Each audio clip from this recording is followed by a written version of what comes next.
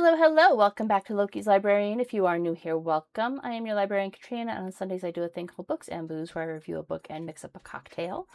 This month we are looking at all the ways the government can fuck up your life, even when you've done nothing wrong, starting with this week's book, Three Felonies a Day. Ooh, massive glare off that cover. There we go. Now you can see the title. Three Felonies a Day, How the Feds Target the Innocent by Harvey A. Silverglate. The accompanying cocktail is a felony. It is 1.5 ounces of Crown Royal Canadian whiskey and 1.5 ounces of Butterscotch Schnappes. So let's do this. I expected this book to be about how anything you say can and will be used against you in a court of law, and to a degree that's exactly what I got. But it was far more overreaching and insidious than that. I could probably just pour the whole bottle, but I want to make sure, since it's equal parts, I want to make sure that both bottles are measured out equally, and I couldn't find exactly how much is in here on the bottles. So we're going to just measure this. And if I have about the same amount left, I'll just dump the rest of the bottles in there. See, Silverglate tracks what at the time of the release of this book, which is 2009, a second printing happened in 2011 with some updates, was 40 years of prosecutorial twisting of laws to hound and harass otherwise fully innocent people. I mean, like, when I was in college, and I was a criminal justice major, and one of the classes we had said that ignorance of the law is no defense against violation of the law. All right, like if you don't know what the law is, you could still be targeted and harassed. Yeah, I could totally just dump both in. You could still be targeted and harassed for having violated said law, even though you had no idea you were doing something wrong. And this book really drives that point home. Rules for thee and not for me, man. Because all of the cases in this book, like, no one knew they were violations of the law, including some of the courts they were tried in front of. I mean, at least one case that like in the very end of the conclusion, he's talking about Bradford C. Councilman.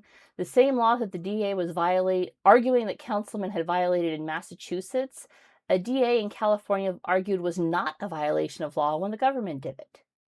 That's the level of twist we're talking about here. Absolutely mind-boggling that this shit was allowed to go, and it was allowed to go. I'm actually not a particular fan of Canadian Crown Royal. Probably because one of my really bad hangovers came off of that one. It gives me a hangover. I can drink other whiskeys fine, but that one gives me a hangover. But the Butterscotch Schnappes is a nice twist. Yeah, that's okay. I'll drink it. I won't be driving anywhere today, but I'll drink it. Now, for a lot of these, people might read the stories and think, yeah, and because the targets of these cases were politicians or the wealthy or journalists, doctors, lawyers, not the average working Joe. And that tends to make people think, fuck them. They're rich. What do I care? Well, I mean, yeah. You should care. Why should you care? Because just because you are not the target this week does not mean you will never be the target of government overreach. So we should all care. Silverglate breaks the chapters down into broad categories. He starts with political targets, medical community, medical devices, which goes into pharmaceutical companies, etc. Targeting the wealthy, accounting firms, lawyers. Yes, the DA even attacks members of their own community, because if you don't have effective counsel, then it leaves you even more open to targeting. So just bear that in mind. Media and the national security. Now, starting with politicians, I'm not going to cover all of these, but starting with politicians, he highlights how some allegations of bribery, which were just not borne out. Given the facts of the case, sometimes the jury even found the politician not guilty. They didn't see that a crime had been committed, even though the alleged crime was bribery. And the DA was furious. He said that, the guy was so loved that the jury just couldn't bring themselves to convict him, even though he was guilty. And he wasn't, though. Under the laws at the time, he was not, in fact, guilty of bribery. Other times, they might be found guilty, but the verdict was overturned on appeal, none of which ultimately matters, because back in the 1990s, an allegation of being dirty was enough to tank a political career. I mean, nowadays, it seems like being dirty is a political requirement. The medical and medical device chapters were absolutely horrifying. He explored the cases of doctors who were charged with drug pushing because, get this, their patients would sell their prescription drugs on the street, then come back to the doctors and report they were still in pain. And then the doctor in question was a pain specialist, so he would work with them, refill prescriptions. When the patients got caught by the DEA gave the patients immunity for throwing the doctor under the bus and claiming he was a pill pusher. He was not. He was a good man trying to help people, and the DEA targeted him instead of the people who were actually selling the drugs. He was trying, it cost him every cent he had to prove his innocence. The government should not be able to wreck lives so recklessly. And yet they do every day. The medical devices one, I think the case in particular he was talking about was a heart valve or heart stent, something like that, something to do with the heart. And even when it was discovered that the doctor doing the install had not followed directions during the installation, the DA still went after the manufacturers, claiming that they were knowingly selling a bad product. The product was not bad. The doctors were misusing it. The DA knew they could get a plea bargain out of the manufacturers with a hefty fine, so they pushed the agenda anyway. They knew they could do this because if the company producing the medical device pushed back and fought it, they would literally lose their license to sell medical devices. It would shut the company down. So they were an easy target because the DA knew they could get a plea bargain out of it. And once a plea bargain has been accepted, you can't appeal that. Mostly. At least not in this book. None of them were able to appeal their, for next week's book. There's a couple of instances where plea bargains were appealed. That's next week's book. This week's book. And I got to tell you, when I read that bit about how, they could actually lose their license for fighting it, it puts a whole new level of information on, quote, largest medical fine ever statements, right? When they're like, oh, this company was fined, blah, blah, blah, largest medical fines ever. Because having read this book, how can we ever know that a pharmaceutical company actually did something wrong?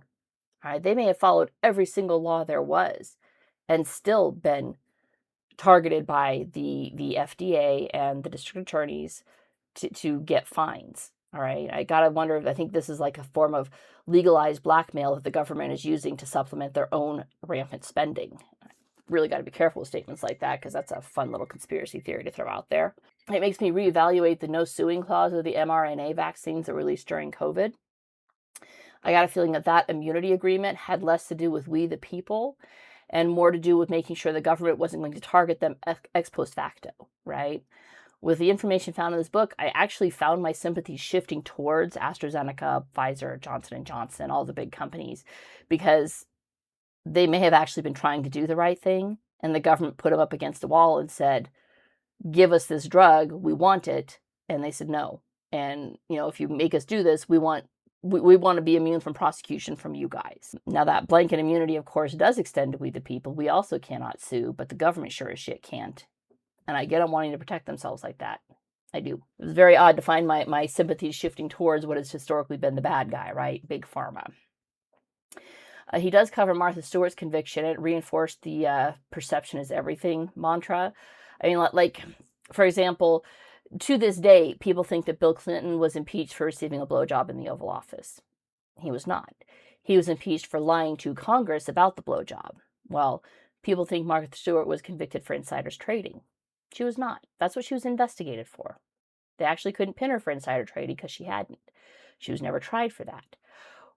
What she was actually tried and convicted for was making false statements to the investigators. From the moment they target you, if you ever get approached by a DA or an investigator for anything, assume, and they won't tell you this, they're not required to tell you this, but assume that if you are talking to a federal anything, that any statements you make fall under Title 18, Section 1001 of the U.S. Code, which is the False Statements Act. Title 18, Section 1001 says that anything you say, let me get this right.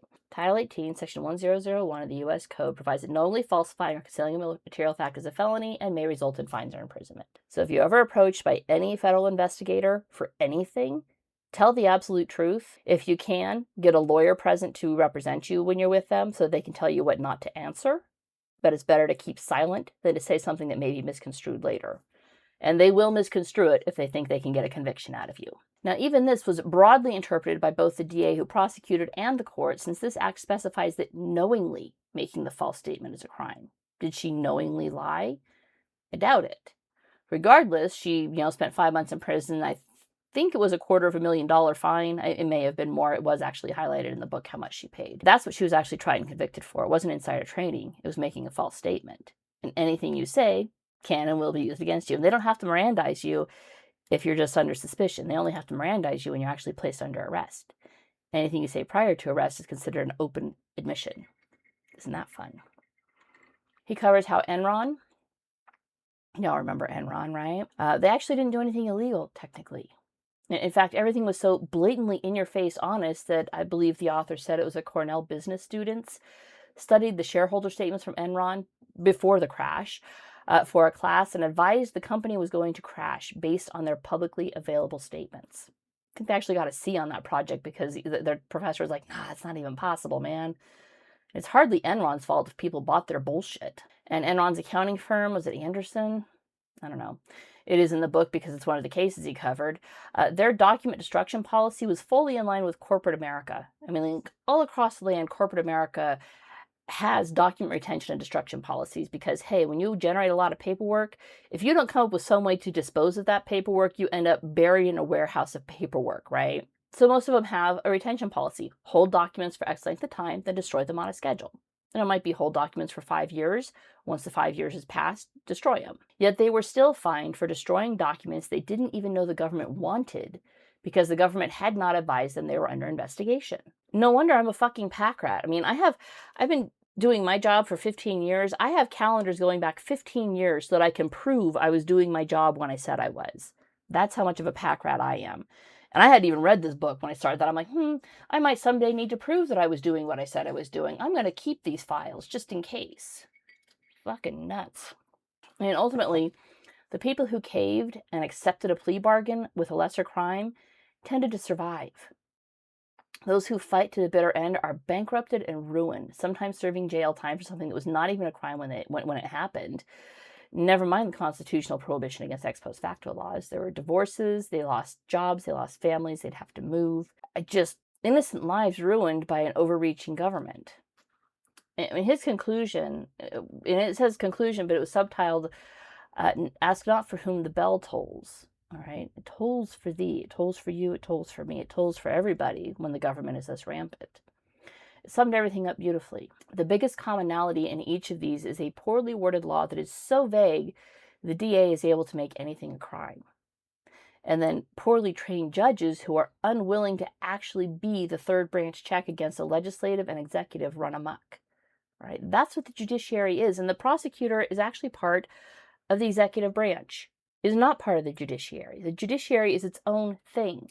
They're meant to determine, is the law as passed by the legislature valid?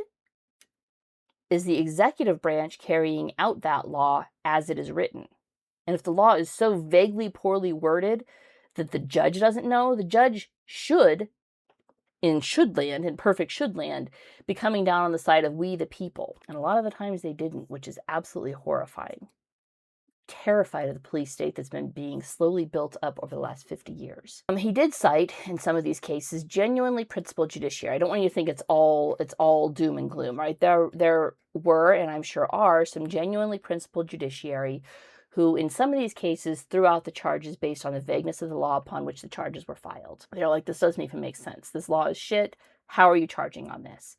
Or sat through an entire jury trial, received a guilty verdict from the jury, and set aside the verdict because the judge overseeing the case realized that something had gone seriously awry with the judicial system in this instance, leaving the jury hopelessly confused with the legalese. Now, the downside of that is when the judge directs a verdict after a jury trial, the DA can appeal. And in some cases they did, and the appeals court would overturn the trial judge. All very labyrinthine and dense. And it's meant to be confusing so that you don't fight back. So you just roll over and accept that today the boot heel has landed on your throat. Pay your fine and accept the punishment. The U.S. Constitution does call for laws to be very specific. All right? It wants them to be really precise so that the common man may know when he is in violation of a law. And we have drifted so far from that requirement that, yes, indeed, the DA can indict a ham sandwich. Now, the author does say the good news is state laws tend to be much more clear. It's federal laws where we're having the real problem.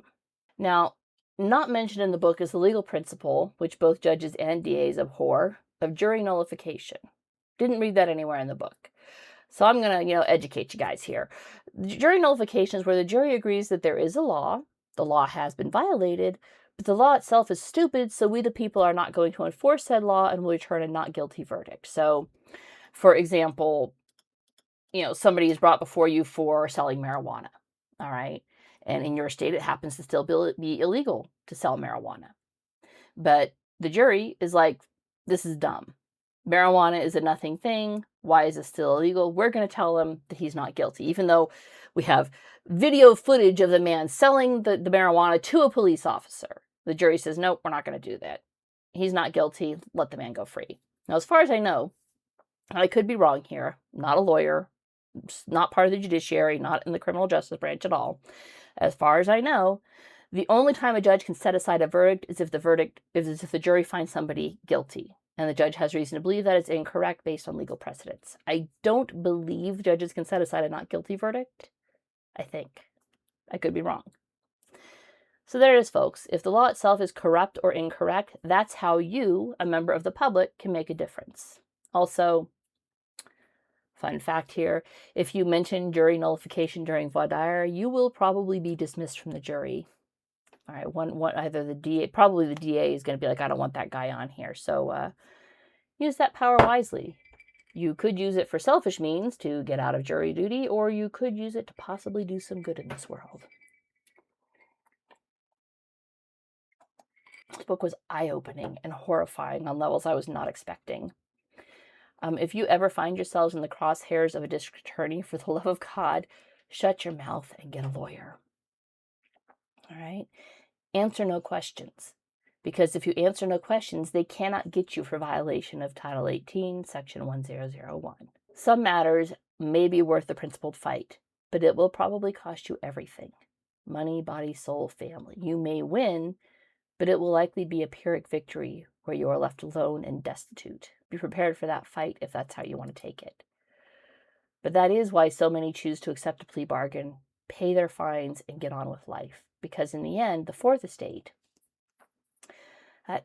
those fabulous journalists who only tell the narrative they are told to tell and have completely failed we the people when it comes to keeping track of bullshit like this, they mean nothing. They're not doing their job. I mean, hell, how Iran has been rebelling for 6 days now, and I have not seen it covered on one news site. Absolute failure. The whole Minnesota thing with the Somali daycares, that was broken by, an independent blogger, not somebody who's technically a journalist, although he's doing the job of a journalist. And then we have people like Harvey Silverglate who are happy to put the puzzle pieces together for us so that we can see the bigger picture. And it is a horrifying dystopia of governmental overreach. And that's it for this week. If you liked what you saw, don't forget to subscribe, and I'll see you guys next Sunday. Bye.